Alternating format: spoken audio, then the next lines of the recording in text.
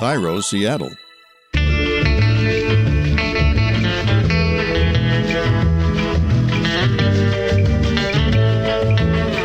This is Your Last Meal. I'm your host, Rachel Bell, and each week I chat with a celebrity about what they would choose to eat for their last meal. Then we explore the history of that dish, the culture, and whatever else we can cram into 30 minutes. Today on the program, Dawn Wells.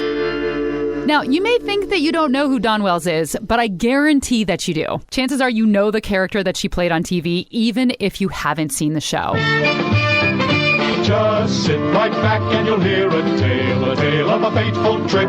Dawn Wells played Mary Ann on Gilligan's Island. I would like a world without strife, universal harmony, international goodwill, where the spirit of brotherhood enriches all of mankind forever. Thank you. Gilligan's Island debuted on CBS in 1964, and it wasn't long before the 7 stranded castaways... With Gilligan, the skipper too, the millionaire and his wife, the movie star, the professor and Mary Ann, all became household names. Now, this is a very special episode of Your Last Meal because I scored not 1, but 3 big interviews. Not only do I have Dawn Wells, who played Mary Ann, but we will check in with both the professor and Ginger later in the show. But for now, let's hear from Dawn. I asked her what she was up to before becoming America's girl trapped on a deserted island next door. Well, what did I do before Gilligan's Island? Well, I mean, I did a million things before I was cast, but you don't know it. You know, every 77 Sunset Strip, Surfside 6, Bonanza, every show that you could guest star on, I did right away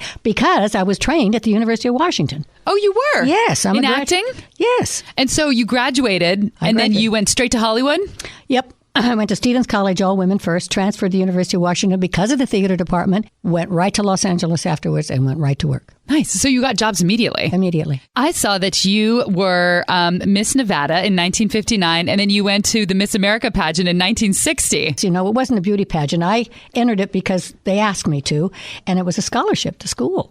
And I thought, well, let's see, I'm a drama major. Let's see if I can get up in front of all those people. And having no thought that I would ever win Miss Nevada, let alone Miss America. I'm too short and round. But it was a great experience. And it teaches you there are ladies. And there's nothing wrong with being a lady. What? Do you remember the question that they asked you, your big question, and what your answer was? The first question was, what would you seek in a husband? What did you say? All the right things. That was your answer? Well, honesty, character, good father material, dependable. Handsome helps, but not a lot. Can you imagine if they asked that now? The internet would break in half.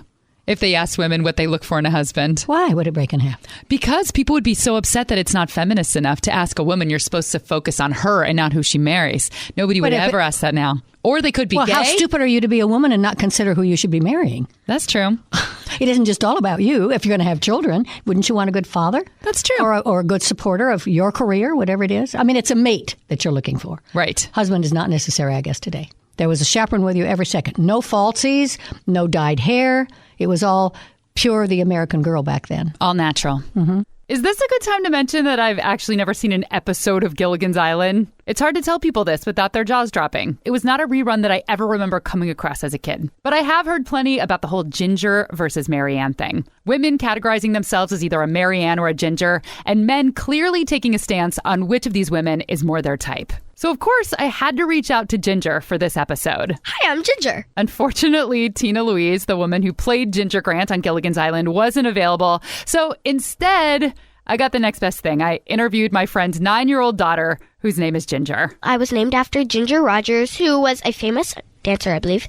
Oh, yes, dancer, actor. It's actually kind of a cool story. Ginger was named after Ginger Rogers. Her mom, who's my friend Natalie, was named after Natalie Wood. And her mom, Janet, was named after Janet Leigh from the movie Psycho. Kind of an ode to old Hollywood, which is perfect because Mary Ann is basically old Hollywood. And I felt a little bit less culturally irrelevant after meeting Ginger because she hasn't seen Gilligan's Island either. What do you think it's about? I have no idea. If you had to make it up, if someone said, make up a show called Gilligan's Island, what would you say that it was about? I would think it's about some people going to an island and getting trapped at an island called Gilligan's Island. It's pretty close. That's kind of what happened. They did get stuck on an island. Oh, wow. Yeah, that's a good guess. All right, so Ginger's going to pop in just every now and then and provide us with some facts about Ginger. Ginger has a long history of relieving digestive problems such as nausea, loss of appetite, motion sickness, and pain. So pour yourself a glass of ginger beer, and we will be right back with Dawn Wells' last meal.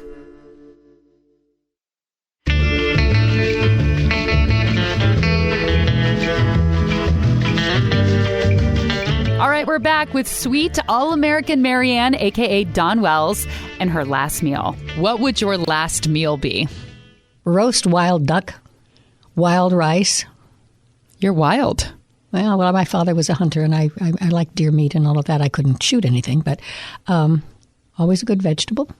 Asparagus maybe, great big salad, maybe a martini. That's good. When was the last time you had roast wild duck?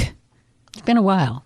I can remember I lived in Nashville for a while, and my uncle would hunt, and they'd take the duck and they'd put it in water and put it in a milk carton and freeze it. And I would take 2 of them in a bag and put it under the seat of the plane. And by the time we'd landed, the ice was melting.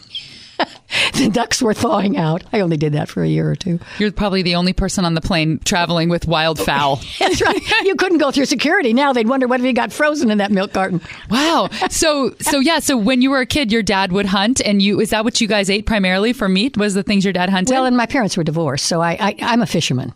A real fisherman. I did a fishing show all over the world, fly fishing. And so I spent a lot of time in Idaho fishing. I've never gone hunting. I was skeet and trap shoot a little bit. But, yeah, we ate a lot of that. Yeah. Do you still eat that way? Do you ever? No, I don't know anybody that hunts. And I don't know that no, I don't. So this meal, what is the significance behind it then? It sounds like it's kind of a nostalgic meal. Well, there's nothing like wild duck. The flavor is kind of, and I love wild rice. I don't know. There's so much more now. All this Asian food now. All this fusion that I've never seen before. I grew up in Reno. We didn't have a fish store even, so it's so different now. Everything is instant. Everything is frozen.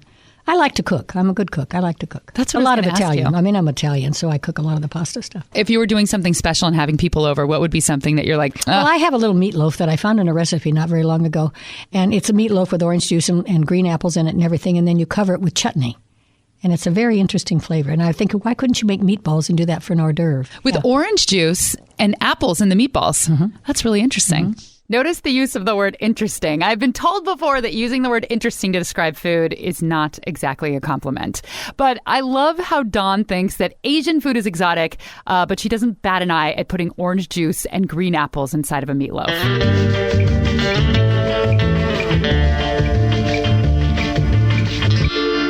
But getting back to the wild duck that she talks about, there is a very interesting psychological thing at play here. Dawn chose wild duck for her last meal, a duck ideally hunted by her father, but she's pretty much opposed to hunting. I'm not into killing animals, but that's what my history was, exactly. Right. I've never seen him kill an animal. I have a hard time taking a fish off, and I did a fishing show all over the world, and I can remember my mother had a stroke, and I was in Iceland, and I had this beautiful big salmon in my hand.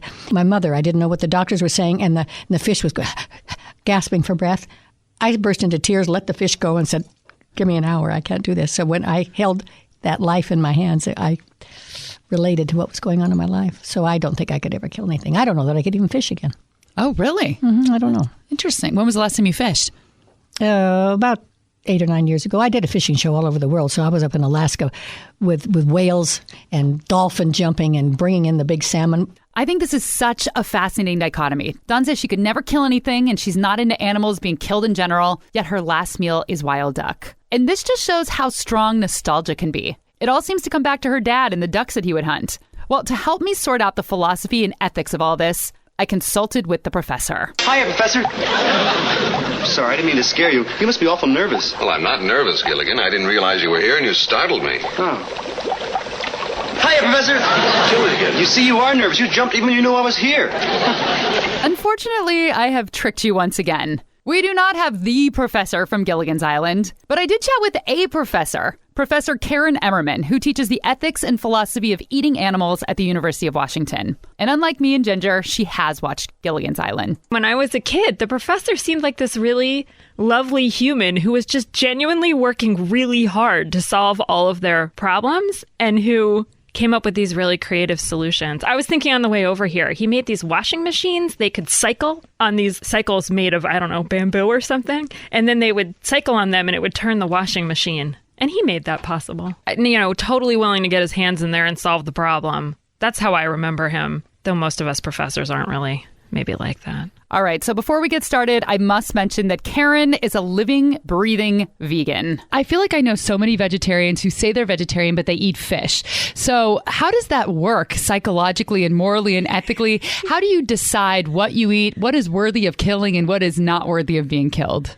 Wow. So I could write an entire dissertation for you on that. Gosh. So I think lots of people get there in lots of different ways. So I've also met the quote unquote vegetarian who eats fish, which I find puzzling. And I think for some people, right, lines are drawn in interesting places. So around fish, some people have the belief that fish don't have the capacity to feel pain, which is not correct, but that's a proliferating idea in the world, right?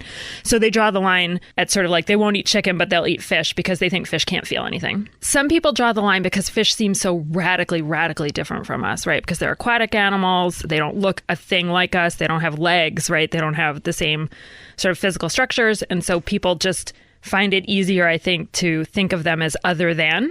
And so they feel comfortable eating them on those grounds. That's, I'd say, probably the two most common reasons I hear that people eat fish but not other animal flesh. Is there something about things being cute and fuzzy that makes people not want to eat them? Yes, I think cuteness is a huge factor. In fact, I do philosophy with children, and we often talk about how cuteness impacts how we think about animals and who we care about. And that works in the human world too, right? We tend to have more sympathy and compassion for people who we find physically appealing. I'm not saying that's the way it should be, but that's the way it often is, right? And so similarly, I do think it's true that in the animal world, we find ourselves feeling more compassion and more connection to the animals who we think are cute and fuzzy, as opposed to the animals who seem, it's hard to imagine cuddling a fish, right? And so maybe it's harder to turn on the sympathy there. I just heard that babies are really cute so that you won't abandon them, so that the human race can go on. And even though they cry and they do disgusting things, that you still will take care of them. Is there any kind of flaw as far as, you know, we're supposed to eat animals, right, as humans, but then were we supposed to find them cute and not eat them? Like, is that something, how did that come about with our brains and our society? Yeah, that's an interesting question. I've never thought about that one. I don't know, but it does seem to, I don't know if we were, I think, let me try to be articulate. Okay, so I think we made a distinction early on, at least in the Judeo-Christian tradition, where there was this idea of dominion over the animals, which then to some extent, I think, circumvented the cuteness issue, right? If you have dominion and you're superior to everybody else, then you can get over the cuteness issue. Part of what helps in the baby case is that we think of ourselves as morally equivalent to the baby, right? So you got the cuteness plus the moral equivalence. But if you take the moral equivalence away and all you have left is the cuteness plus a whole lot of ideas around who's better and whose lives are more important, then I think you end up in a situation where we're eating you. Oh, wait, sorry. We got like... Oh, yeah. We were going to talk about Dawn Wells and her hunting. Yes. So she wants to eat the wild duck and the wild rice. She doesn't fish anymore, and she wouldn't eat a fish that she caught. I don't think correct? so. So some of this sounds like nostalgia. Like for her last meal, she has a nostalgic connection. Right. And culture and nostalgia play such an important role in how we think about our food choices. And some of it sounds like there's a difference for her, at least psychologically, maybe not morally, but psychologically, between the animal dying at her hands and the animal dying at someone else's hands. And that doesn't sound like a moral distinction to me. That sounds like a emotional or psychological distinction. I was just thinking about the nostalgia piece, because this comes up, right, in Jonathan Safran Foer when he writes about his grandmother's chicken soup. There's actually a lot of us Jews out there who are vegetarians. I'm not one of them, but who are vegetarians and say, but I eat my grandmother's chicken soup because of the nostalgia, but also because of the relationship and how these kinds of foods become tied to our relationships with other people in these really important ways that I, as an ethicist, don't want to ignore. Plenty of other ethicists think it's just trivial. I don't think it's trivial. I also think you shouldn't eat the chicken soup. And I also think Marianne probably shouldn't, she shouldn't eat the wild duck. I just called her Marianne. Dawn Wells shouldn't eat the wild duck. But I understand the pull. And I do think there's moral work to be done there in helping ourselves, and if the other people are still alive, the relationships with them when we pull away from eating those foods. But I still think we don't get to eat them. Nostalgia plays such a huge role in eating. Years before I started this podcast, when I was already obsessed with the question of last meal, I interviewed a bunch of Seattle chefs about what their last meal would be. And these are people who have access to the fanciest ingredients. They've eaten their share of fine dining, and they've traveled around the world eating exotically. But not a single one of them chose anything fancy. It was always their mom's meatloaf or their grandma's waffles, something a family member cooked for them as a child, or maybe a dish they had on a really memorable trip. But some things are better left in the land of nostalgia. I have tried revisiting foods from my childhood that just don't taste the same, either because my palate is expanded or because the food was only good because it was attached to a memory or a place or a time. I can sum all of this up in 2 words. Something I ate all the time as a teenager that just does not work as an adult. Taco Bell. But back to the professor, I wanted to talk a little bit more about vegetarianism because we do have teeth equipped for eating meat. So doesn't that mean we're supposed to eat meat? So I was wondering where the idea of vegetarianism came from, if it was societal. And Professor Emmerman says she doesn't know the science of vegetarianism, but she does know about the ethics. I can't say. I think there's many things the human body is designed to do that we refrain from doing, right? So I have arms. They're perfectly capable of, punching someone in the face if I dislike what they've said to me, but I refrain from doing that on moral grounds, right? And so I think similarly, whatever our body was designed for, over time, right, there has been a growing awakening to the idea that other animals are loving, caring creatures with the capacity to feel pain and suffering, whose lives matter to them. All these things that, we thought were horrific in the past, like slavery or even the idea of gay people not getting married. I keep wondering, what in the future are we going to look back on and just think is terrible that we did to animals? Because we think, like you said, a lot of people, they don't have the brain capacity. Like maybe they actually feel more or know more than we know. Like how could we possibly know what they're thinking and feeling? Yeah, and there's been a lot of research on this, on what's going on in other animals' minds and what it's like to be them. And we're finding out more and more about the fact that what it's like to be them is actually much more complicated than humans ever thought. And there is a worry, at least amongst many of us who work in animal ethics, that humans have a real hubris around this sort of idea we have that we can understand what's going on in the minds of other animals. And we also have a tendency to measure them to our bar. So we're like this, right? We can do complex mathematical equations and cows can't. Or we can make plans for the future, but a chicken can't make a plan for the future because they don't have the concept of time in the future. And somehow we've decided, right, that's what matters. But why, right? If I'm a chicken and I love being with my chicken friends, doing my chickeny things, eating the foods that I love to eat and taking care of my young ones, then why does it matter whether I can do, right, complex logical puzzles or what have you? It's my hope that over time we will look back and see, like, whoa. And then there's so many things that animals can probably do that we can't, that we don't value. Right. I always think about that with the animals that I live with, right? Where I think like, God, you can see so well at night and I can't see at all. Right? I can't see at night. I have to turn on the lights. It's such a drag. But my cats can see everything they need to see at night. Why don't we value that? That seems like a really good talent to have, like a good gift. But we don't care about that one. Humans have this tendency to say, we want you to be like us in these ways that we've identified as the most important ways, that you need to be like us in order to matter. And you're not like that. So you're out. For the record, even though I do enjoy these sorts of philosophical conversations and I do sympathize with animals, I'm a total hypocrite because I do eat meat and I will continue to eat meat out of pure selfishness because I think it's delicious. We're going to take a quick break, but first, another quick ginger fact from Ginger. Did you know that only 1 or 2% of people around the world have red hair? We'll be right back.